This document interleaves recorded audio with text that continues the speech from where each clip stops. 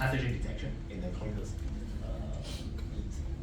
So the reason we go into the using NGS to approach this, we see some shortcomings for the current method to detect this pathogen. So you can see almost like 50% of CNS, central nervous system, is remaining undetected. And you can see also 40% and also 30% on this severe pneumonia and sepsis cases.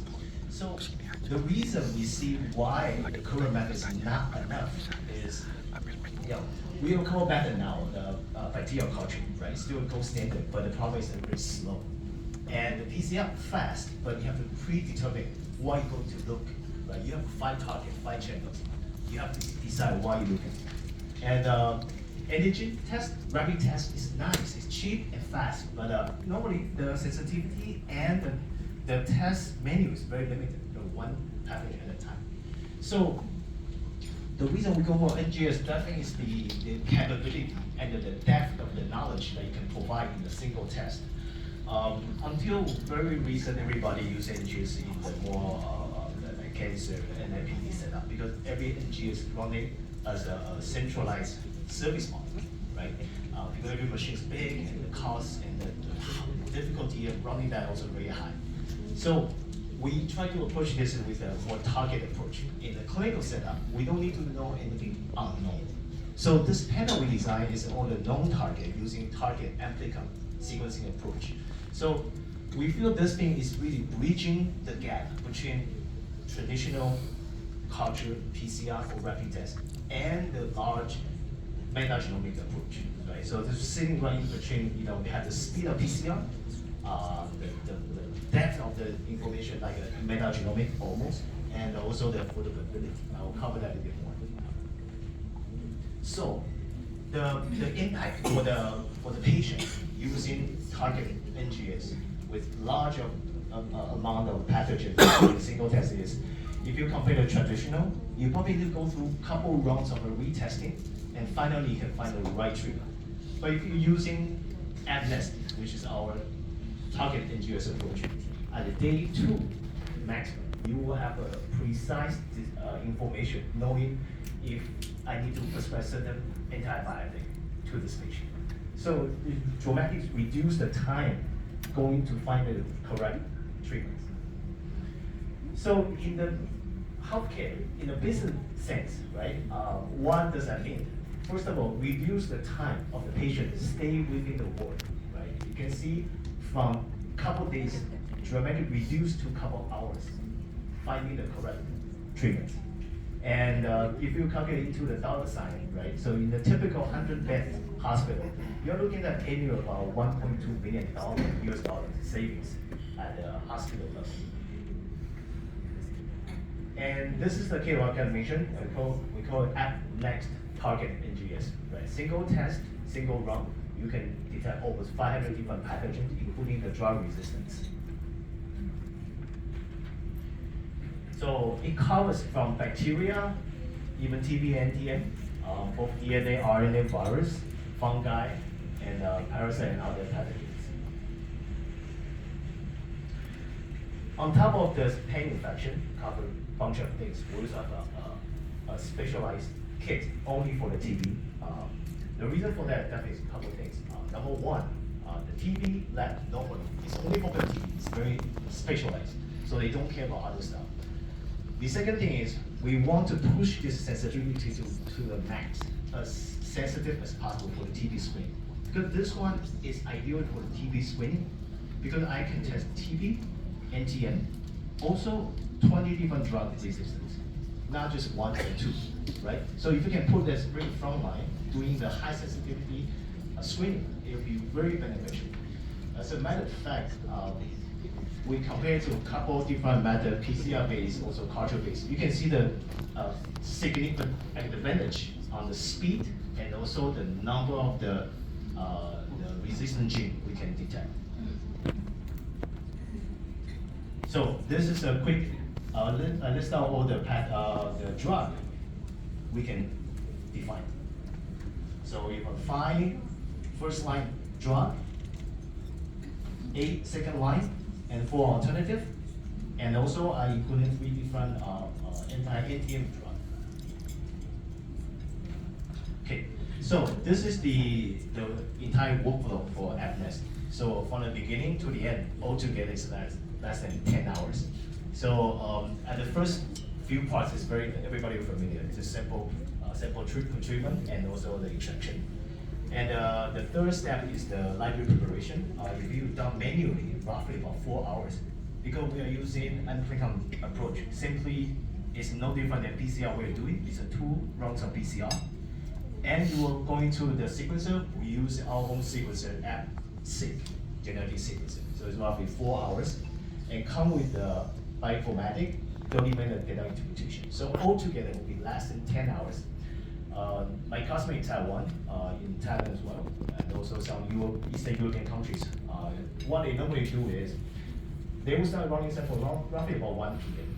By 6 p.m., the sample will be loaded, the library is ready, put into the sequencer, and the next morning, doctor will have the report on their desktop.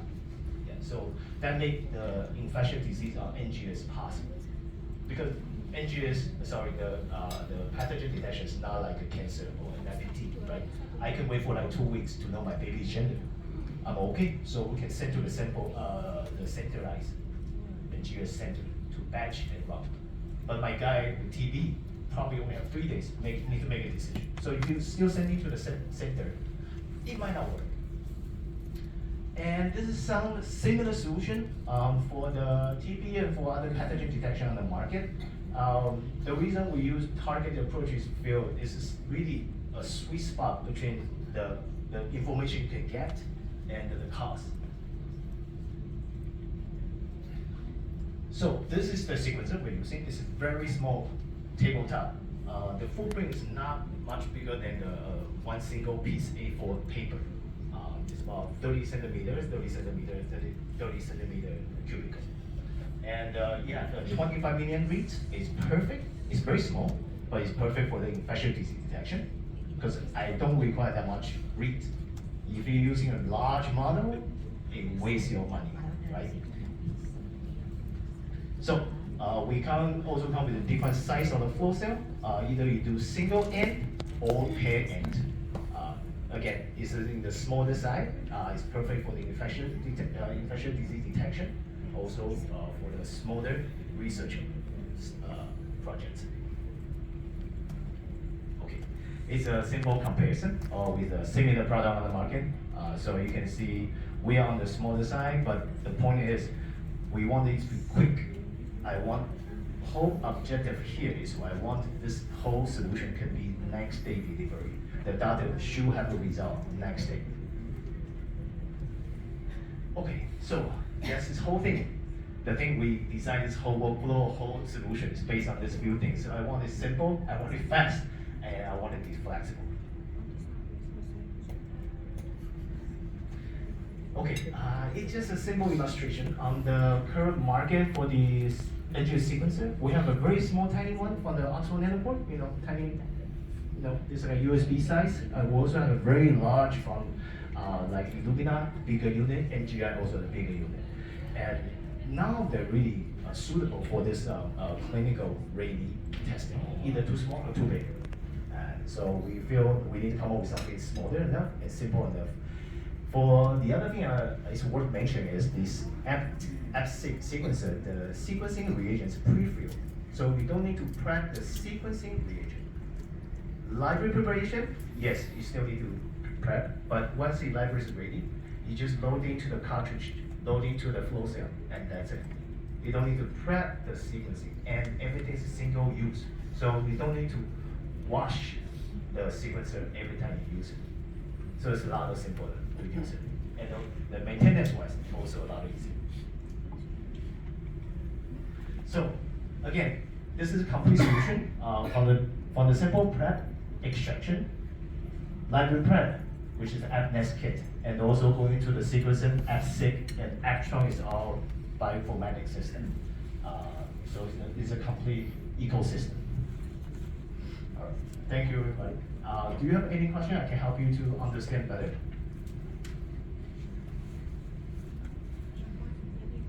Okay, I'll ask. Hi, Will. Yes. My name is Leo. I'm from Biocare. to identify which bacteria and resistance as well. So I was wondering, after the lip prep, do you still need to do QC to make sure the length uniform, or you don't really need it in this case since it's just identifying the bacteria species and all that? Yeah, it's a very good.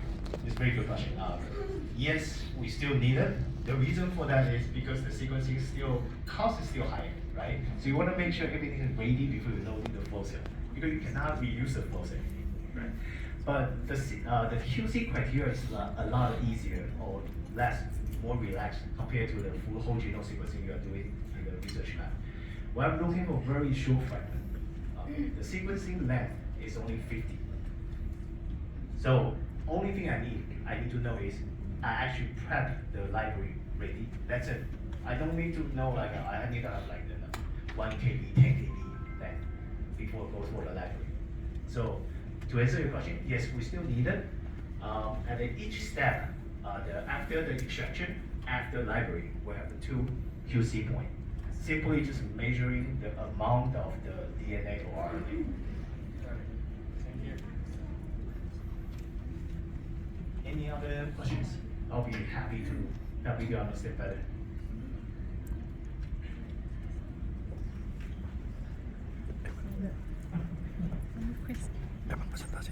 Okay, if not, we will move There is there. one more Oh, question. sorry. Hello? Yes. Yeah, actually. Sorry, maybe you cannot see me. Hello, I'm Saras from BP Pacific. Actually, your whole workflow is amazing. Yeah, this is sequencing, right? This is not qPCR. And you said that the sequencing is only for 4 hours. And yeah, how it could be only 4 hours, because yeah, maybe some of the people here already run DNGS for tuberculosis before, and it's really hard to do, and a lot of validation that have to be done. What's about your products? Is it ready to use? Maybe some people, laboratory personnel that don't really have NGS experience can do that, or you need some advanced person to do that. Thank you. Yeah, it's a very common feeling when people start going to NGS, right? The library preparation, what the heck is that? But simply put, the library prep step for you guys, if you start handling features in 2 rounds of PCR reaction, right? The first round of PCR, at least for my solution, is amplicon based. I use predefined primer to target the target I want to see. Let's say dengue, HIV, whatever the pathogen I want to see, I use that to target. That's the first round of PCR. And second round, I use PCR to attach the adapter and the barcode. So as long as you know how to handle PCR reagents, you know how to do the library preparation. And also the time is very short. I'm not using PCR to amplify. I use PCR simply just target and attach the adapter and the barcode. So each PCR round is only 10 cycles each. It's very fast. And the PD Biocare team is very well trained. I mean, they were just in Singapore a couple of weeks ago, training for this assay. If you have any question, I mean, they will be really happy to go down to your site and help you to understand this much better. Okay, one more. Sure. Can you tell me more on upfront the bioinformatics system? How does it work? Okay. Behind the beautiful UI, there's a lot of things going on. But when user using that, simply you just need to select the sample, enter the sample information, and also enter the wrong information, like how many base pair you're reading and basic wrong information. And once the sequencing is done from the sequencer assay, they will push the FASTQ file directly to the bioinformatics, and they will start doing the analysis. So there's no really human interaction involved in this step. So just we have a demo site. We'll be happy if you have some requests. We can share the demo access for you to access the bioinformatics, play around, see how you feel.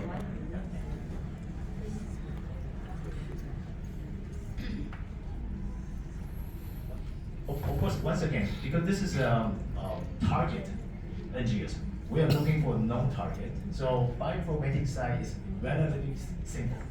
I would predefine, I use primer to define which target I'm looking for. This one, I'm targeting almost 500 different pathogens. Inside, if I don't remember wrong, it's roughly about 1,200 or 1,500 primer design in this mix. So the challenge for this kind of solution is optimization. You think about making a PCR kit for 5 targets. You have a 10 primer and probe. It's really difficult. I have 1,002, 1,005.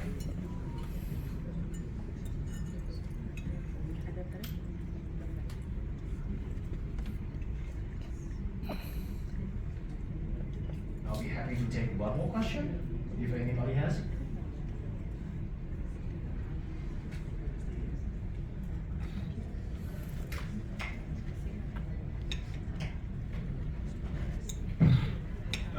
Hi, I'm Ian from Primary Group. It's the last question might be the limitation by using these machines, and the secondly the last step is bioinformatic analysis. Is it using by AI or something that the analysis part? Thank you. Currently, we don't have currently we don't require AI to do the analysis. Like I said, I'm looking for the known targets, right? So I will tell you what I see on the sequence. Okay, that's analytical part. Second part, actually, we're actually working on with kind of incorporate some AI capability into this software. Not for the interpreting the FASTQ file per se, but helping the doctor to make better decision. Okay, what I'm saying that is, I will see a lot of pathogen in there because we have a lot of like colonized bacteria in the body. We have some opportunities, virus or bacteria present in the system, right? If you're a healthy individual, it means nothing. But I will see it. But when doctor need to make a decision, prescribe the treatments, does that need to be addressed or not? Not sure, right? Based on doctor experience, based on his information they have. We're thinking maybe including the AI, they can curate the information online or work with the health system that knowing certain area have certain pathogen happen. So once that information put together for the doctor to make a decision, it can make a much better decision on both come together. So that's the AI part will come into play. Not really to interpret the FASTQ file. I don't know if this answers your question. Thank you. All right. Thank you so much for your time. And you have any other question, please approach me. I will be at the booth, and also the team, PD Biocare, will be always here to help. Thank you very much. Thank you. Thank you to Mr. Will and PT Biocare Jakarta for the very